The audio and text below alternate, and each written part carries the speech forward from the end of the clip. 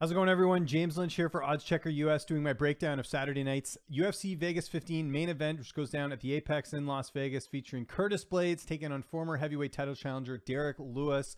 Let's start first with Curtis Blaydes, 14-2 with 1 no contest. That really should be a TKO win for Curtis Blaydes. That no contest, he was busted for marijuana. Definitely should have been a 15th win in his career, but nonetheless, Curtis Blaydes finishes a lot of his opponents. There's kind of this narrative going around right now about how Curtis Blaydes is a boring fighter and he doesn't win, a lot of fights by stoppage. But if you look at his career, he's got a lot of stoppage victories here, and I think that's important in this fight because a lot of people just feel like it's going to be kind of a boring matchup if Curtis Blaydes just uses his wrestling, which I don't think is going to be the case here.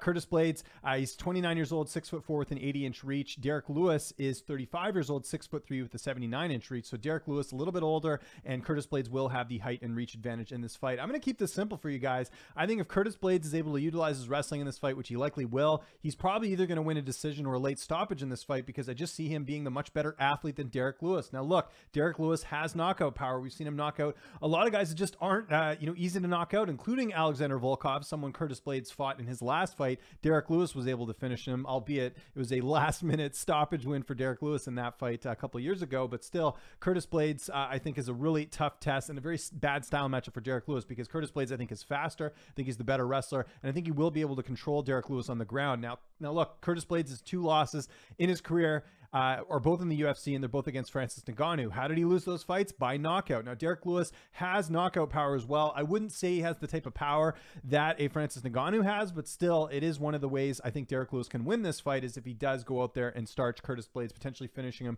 early in the fight. But I think with Blaydes losing the 2 times already to Ngannou, he's not going to make that same mistake against Derrick Lewis. I think you'll see this be just Curtis Blaydes' fight to lose. I think he'll use his wrestling, take Derrick Lewis into deep waters, and like I said, either get a late stoppage or potentially a decision in this fight. But to me, this is pretty obvious. Curtis Blaydes is a huge favorite in this fight, which is understandable because, like I said, I think the style matchup is not very good, but I do see Curtis Blaydes getting his hand raised. So I want to know what you guys think in the comment section below. Who are you picking this Saturday for the event? Make sure you subscribe to this YouTube channel at OddsChecker US, where you can find my interviews every week, along with my breakdowns every week as well. So I'm James Lynch. Thanks so much for watching, and I will see you back here next week.